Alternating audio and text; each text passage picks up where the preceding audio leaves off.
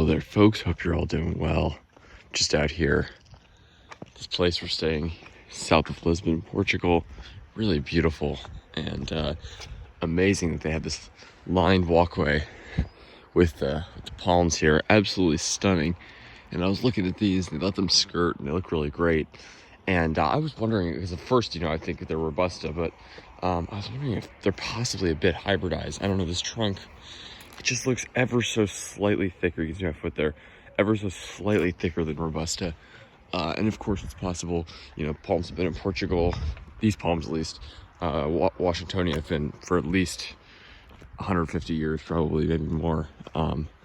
So it is, of course, possible that they were hybridized a long ways back and then have been crossed back with Robusta. And that's one of the things that you'll see is that as palms are planted more and you have species planted next to each other, Washingtonia, the true identity of Washingtonia will become a lot more difficult. Like, that definitely looks like it could have some foliifera in the trunk.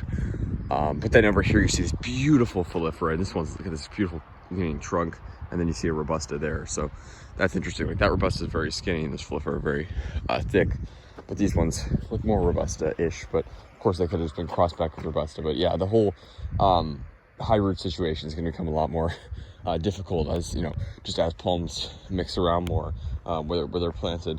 And you can see here these palms produce so much seed that there are seedlings coming up absolutely everywhere in the cracks here. Every one of these is palm seedling. Here, lots, even like in the grass here you got palm seedlings coming up. Look at this is literally like all palm seedlings. It's crazy. So they do produce a ton of seed, and that's one of the reasons sometimes people don't like them as much. You see, actually back there, I could even take some. They ripped out a bunch of seedlings, but they left the roots intact. So maybe before I leave, I'll snag one, who knows. I just wanted to share this with you folks because it is quite beautiful. I'm out here in the early morning, absolutely gorgeous. You can see the sun there, and there's lots of eucalyptus and other trees up in the mountains up there. We went up there earlier, it was really, really stunning. The countryside is beautiful.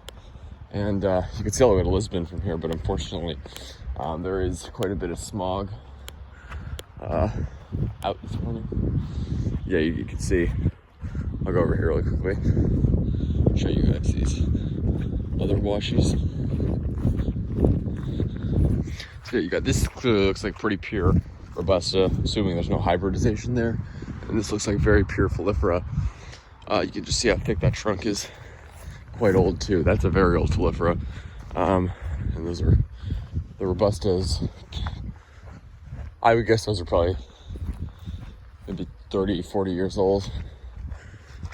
I don't know, yeah, maybe like 35 years old or something. Because this is, pretty good climate for them. They probably get year-round growth here. Certainly, it's a bit cooler than Southern California, but pretty much the same climate. Mediterranean, so they love it here. But yeah, look at these things, massive foliifera. And it's interesting because it's actually cooler than Southern California in winter, so you'd think that foliifera like it less. Sometimes on the coast they struggle a bit in Southern California, like right up against the ocean with all the spray. But here, I guess we're away from the ocean a bit, so that helps. But you actually see more foliifera than Southern California, where Robusta dominate. Here it's sort of a mix. Look at this palm here. This thing's got like a coconut.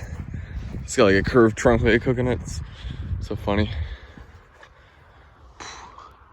Huge palm. Reminds me of going out in the desert and seeing them.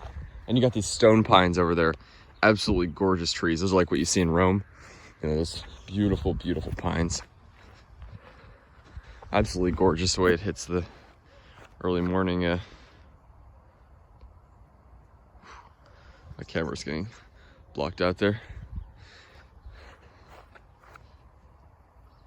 It's very, very stunning. Lots of dew out here this time.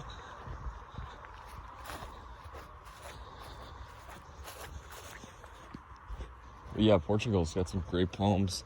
Unfortunately, it's like Southern California where, of course, just a few species dominate because those are the ones that are commonly sold. But unlike Southern California where, you got a few species maybe 3-4 species that are like everywhere. And then sometimes you go on a street and you'll see other palms. Here, you'll see a couple of other species that are less common planted here, but they just don't have nearly the market that a place like Southern California or a place in the US has, because, you know, they've got so many palm-specific nurseries in Southern California. Here, I don't believe there are any in Portugal. Maybe I'm wrong, but, you know, it's hard to get your hands on those more rare species. So it is, it's tricky. But I have seen some nice other palms. I saw some in Lisbon, and I saw these massive Kencha palms. Looked a lot like coconuts. Absolutely gorgeous. Lots of camera ups, lots of course, lots of washies, lots of phoenix, and yeah, I'd say I've probably seen maybe 10 species of palms so far here, which is good, and they're all beautiful. I saw some coconuts that were like in like a sort of indoor-outdoor place, but I assume they don't leave them that way in the winter. But that would be a really interesting zone push here. That's beautiful. There's a pool here. Look at this. Gorgeous with the tiles. I'm gonna go up here, finish it up here. All right, folks. Well, thanks for watching. Like and subscribe for more videos. Stay tuned. Take care. That's Lisbon off in the distance there. Beautiful. All right, folks. Thanks for watching.